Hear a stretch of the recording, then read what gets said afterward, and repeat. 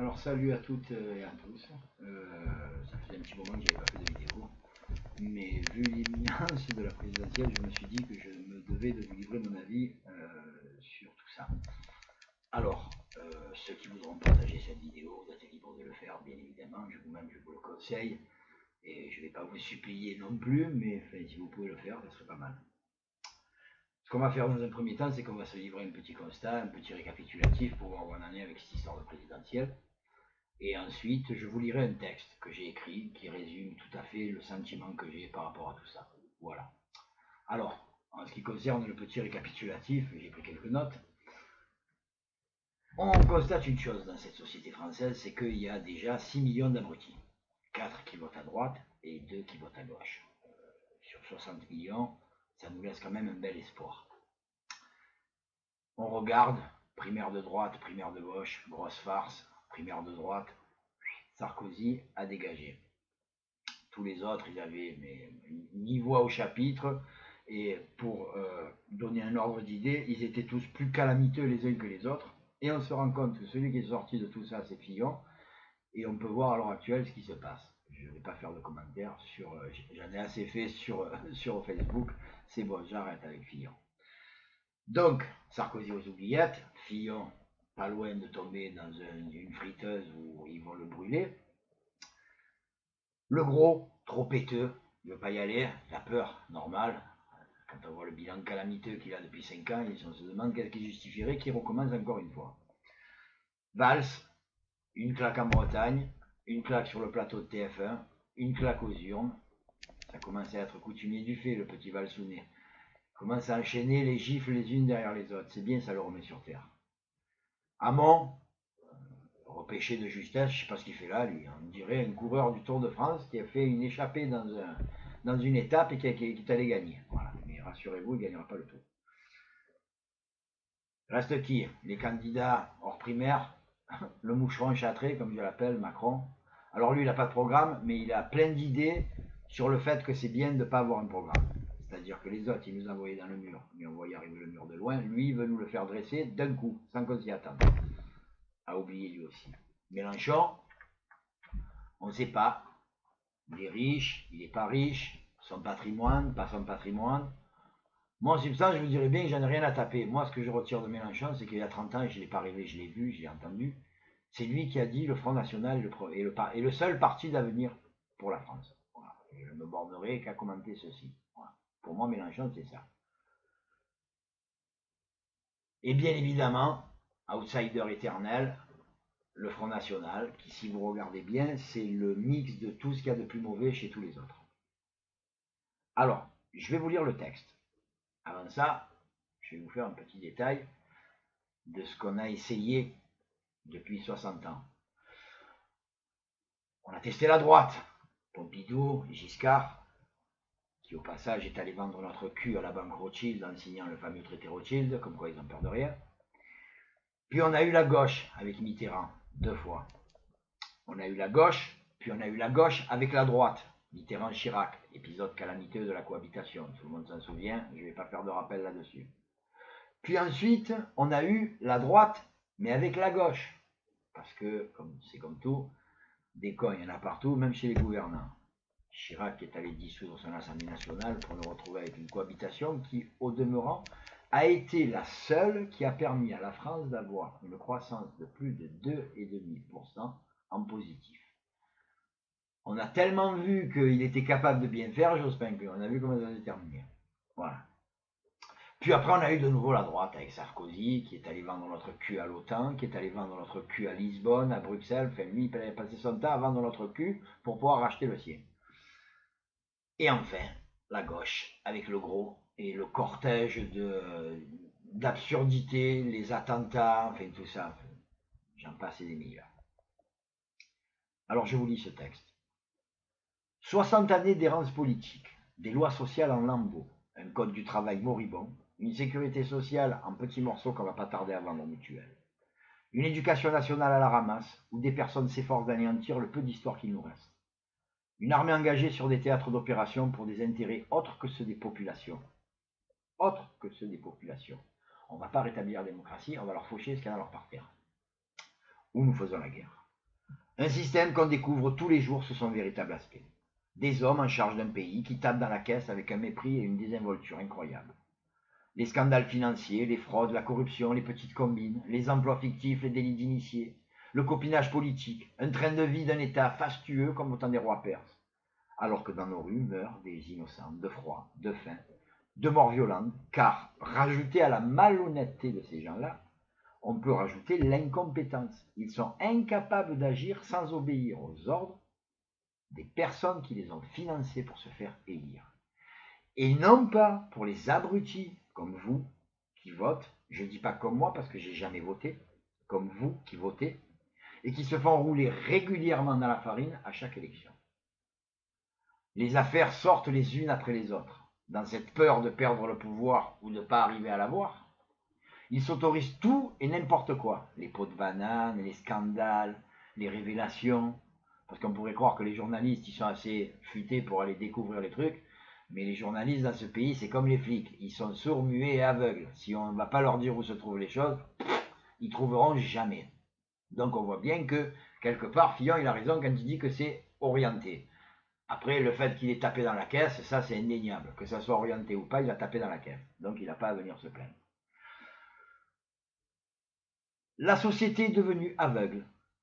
Les gens pensent, mais ne réfléchissent plus. Il y a encore des personnes qui pensent que ce système usé et éprouvé est encore valable. De plan d'austérité en plan de rigueur, les lois, toujours les mêmes, toujours pour les mêmes, pour rendre les riches plus riches et rendre les pauvres plus pauvres. Changer les gens ne sert à rien. Mettre un bout de papier dans une urne n'a même plus de valeur de symbole, sauf celui d'un acte vain, qui n'influe que dans le mauvais. En allant voter, vous ne faites que influer dans le mauvais, et dans le mauvais sens, sur le sort de tous ces oubliés de notre société. Tous ceux qui ne votent pas, et que, pour des raisons X ou Y, vous avez décidé d'aller voter, et vous nous imposez des gouvernants qu'on ne veut pas, et c'est les gens comme ça qui le subissent. Vous continuez à avaler les promesses, qui, si on les regarde en détail, sont des promesses de vous faire souffrir encore plus, parce qu'ils vous promettent non pas d'être heureux, mais ils vous promettent d'être moins malheureux. Ils veulent enfoncer le clou, définitivement, verrouiller un peuple entier en lui enlevant la dernière possibilité qui lui reste de s'exprimer, en s'abstenant en masse, d'aller voter. En se disant, j'ai pas à choisir entre la peste et le choléra avec seule alternative en option, le cancer Macron. Non. Le vote, ça devrait pas être ça. C'est pas ça, voter. C'est pas ça, donner son opinion. Pourtant, je constate qu'à chaque fois, ils vont vous endormir avec des promesses qu'ils vont vous échanger contre un petit bout de papier, avec leur nom inscrit dessus. Promesses qu'aucun d'eux n'a jamais tenues, et je dis bien aucun. Qu'est-ce qui vous fait penser que cette fois-ci, ça sera différent? La moitié de ces mecs qui se présentent, hormis le morveux, Macron, sont des gens qui sont en politique depuis plus de 30 ans. Ils ont eu accès aux hautes fonctions de l'État, mais avec quel résultat? Aucun. S'ils avaient dû faire quelque chose, ils l'auraient déjà fait. Mais ils veulent encore qu'on leur fasse confiance pour continuer à rien faire ou à faire des choses pour eux et non pas pour nous. En ayant le pouvoir, ils n'ont rien fait. Donc vous pensez qu'ils vont faire quoi? Le vote verrouille votre liberté et augmente à chaque fois les leurs. Les périodes pendant lesquelles ils gouvernent, ils font des lois qui vont à l'encontre de nos intérêts et à l'encontre des promesses qu'ils nous ont faites et qu'ils ne tiennent pas. Alors ça va durer encore combien de temps? Combien de temps vous allez vous laisser baisser la culotte et vous faire enfiler par une poignée d'hommes comme vous et moi, des êtres de chair et de sang, que si on allait les attraper, qu'on leur mette des coups sur la tête, ils feraient aïe, comme nous. Ils sont tous coupables. Il n'y a pas besoin de chercher qui a fait quoi, ils sont tous coupables. Il n'y en a pas un seul pour attraper les autres. Ils ont perdu notre confiance, ils ont ruiné la France, mis à genoux un pays qui a mis 30 ans après la guerre pour devenir une république. République qu'ils ont maquillée, à qui ils ont mis une jupe à ras du derche et qu'ils ont envoyé tapiner. Mais pour eux, pas pour nous. Ils nous ont volé cette liberté, cette égalité, cette fraternité qui faisait la fierté de notre nation. Ça a été remplacé par esclavage, égoïsme et haine de tous nos frères. Ils nous ont volé tout ça. C'est à nous qu'ils doivent obéir et non pas aux banques, ni aux intérêts privés. Ce sont nos employés et non nos maîtres. Il faut maintenant le leur rappeler en ne votant plus pour personne. Nous devons retrouver cette souveraineté monétaire qui nous fait tant défaut, sortir de tous ces conflits qui ne nous concernent pas, annuler cette dette, sortir de l'Europe, reprendre notre destin en main, oui, mais tous ensemble en n'oubliant personne. Cet avenir qui nous réserve, encore avec cette élection, ce sont nos enfants qui vont devoir la subir, et plus longtemps que nous. Et ce sera de votre responsabilité, parce que c'est vous qui leur aurez donné un chèque en blanc pour faire souffrir la société, continuer à vous faire souffrir à vous, et par ricochet faire ensuite souffrir vos enfants, et les enfants de vos enfants.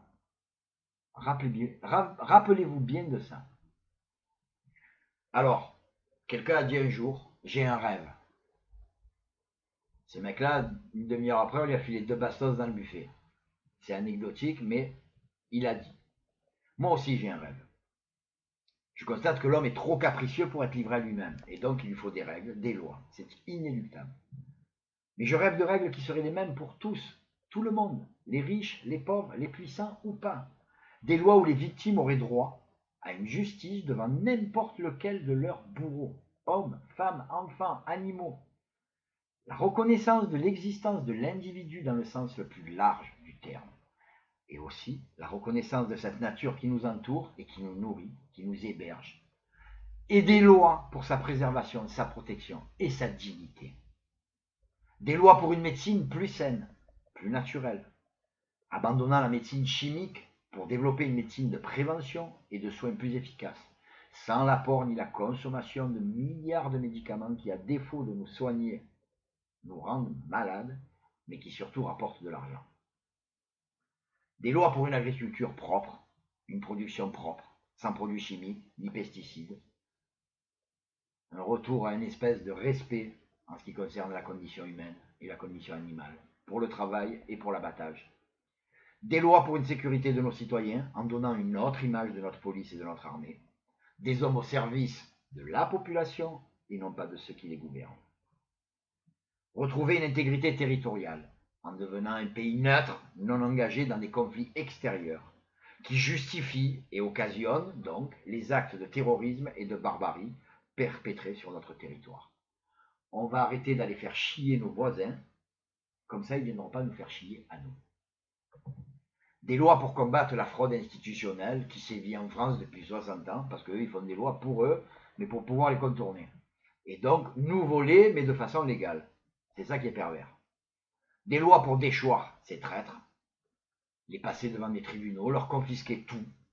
Des lois pour arrêter l'hémorragie de pognon qu'il y a dans ce pays, qui part de partout, sauf là où il devrait aller, c'est-à-dire pour nous. C'est le fruit de notre travail que ces enculés se goinfrent depuis 60 ans. Des lois pour retrouver par référendum et décret populaire la création d'une nouvelle banque de France, qui éditerait notre monnaie sans avoir besoin de l'emprunter aux banques, avec des intérêts qui creusent une dette pharaonique et que nous n'épongerons jamais. C'est clair, la dette, on ne pourra jamais la payer. On n'a pas commencé à avoir l'idée de commencer à la payer, elle a déjà creusé 10 milliards. Ça va trop vite, c'est comme si on court après Pac-Man, c'est même pas la peine. Alors, vous me direz des lois, mais encore des lois, toujours des lois, oui, certes, mais des lois comprises par tous, car elles ne favorisent personne et ne lèsent personne. Elles sont dans le bon sens du terme d'une justice aveugle, réellement, et équitable. Une justice qui appliquerait ces lois, ce qu'elle ne fait plus depuis très très longtemps. Et encore, heureusement, parce que eux font des lois que si la justice les appliquait, on serait encore plus dans la merde. On peut retrouver une sérénité sociale avec des bonnes lois et des règles équitables pour tous et pour toutes. Le meilleur programme politique, alors ça c'est pour les abstentionnistes, quand on va vous poser la question et qu'on va vous dire, vous les abstentionnistes, vous prenez quoi comme programme? Eh bien c'est simple, les abstentionnistes, nous on vous dit, on va faire le contraire de ce qu'ils ont fait pendant 70 ans. Chaque loi qu'ils ont fait qui était pour leur cul, et qui n'était pas pour le nôtre, on va faire le contraire. Et vous verrez que ces lois-là, elles seront pour notre cul et plus pour le leur. Voilà, c'est tout simple. Le programme, il est simple. Détricoter ce qu'ils ont tricoté et retricoter avec des mailles nouvelles. Si on essayait la démocratie pour une fois, qu'est-ce que ça peut nous coûter? Quand on voit ce que ça nous a coûté depuis leur démocratie à eux, pourquoi ne pas essayer la nôtre? L'abstention est le moyen ultime d'élever nos voix sans les donner à n'importe qui. C'est pour ça que je dis sans ma voix, mais pas sans moi. Voilà, c'est tout ce que je voulais vous dire. Je vous souhaite une bonne journée, un bon dimanche et